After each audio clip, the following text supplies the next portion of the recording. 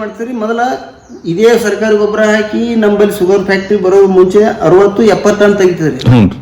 ಈಗ ಹತ್ತಿತ್ಲ ಈಗ 30 ಟನ್ ಈ ವರ್ಷದ ಕಾಲ ರೀ 20 ಟನ್ನಿಗೆ ಬಂದಾರ್ರಿ ಅವ್ರು. ಅದೇ ಖರ್ಚು ಅದೇ ಅದ್ರಿ, ಆದ್ರೂ 20 ಟನ್ನಿಗೆ ಬಂದಾರ್ರಿ. ನೀವು ಉಲ್ಟಾ ನಿಮ್ದೇನಾಗ್ಯದ ಹೆಚ್ಚಿಗೆ ಹಾಕೋತ ಹೊಂಟೈತಿ.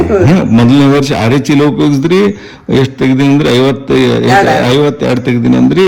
ಎರಡನೇ ಸಲ 12 ಚೀಲ ಉಪಯೋಗಿಸಿದ್ರಿ, ನೀವು 72 ಟನ್ ತೆಗ್ದಿನಿ ಅಂದ್ರಿ. ಇದು ಅಲ್ಲಿ ಉಲ್ಟಾ ಸಂಗತಿ ಏನಾಗ್ಯದ, ಅಲ್ಲಿ ಖರ್ಚು ಅಲ್ಲತ್ತದ, ನೆಲ ಹಾಳು ಮಾಡ್ಕೊಳತ್ತಾರ ಪಾಪ ಅವರು. ಮತ್ತೇನದಲ್ಲ ಕಾಟನೂ ಬರ್ಲಾಗ್ಯದ, ಕಬ್ಬಿಂದ ವಜ್ಜೆನೂ ಬರ್ಲಾಗ್ಯದ. ಹಿಂಗಾದ್ರೆ ಮತ್ತೆ ರೈತರು ಎಲ್ಲಿ ಹೋಗ್ಬೇಕು? ನೀವ್ ಏನ್ ಹೇಳ್ತೀರಿ ರೈತರಿಗೆ?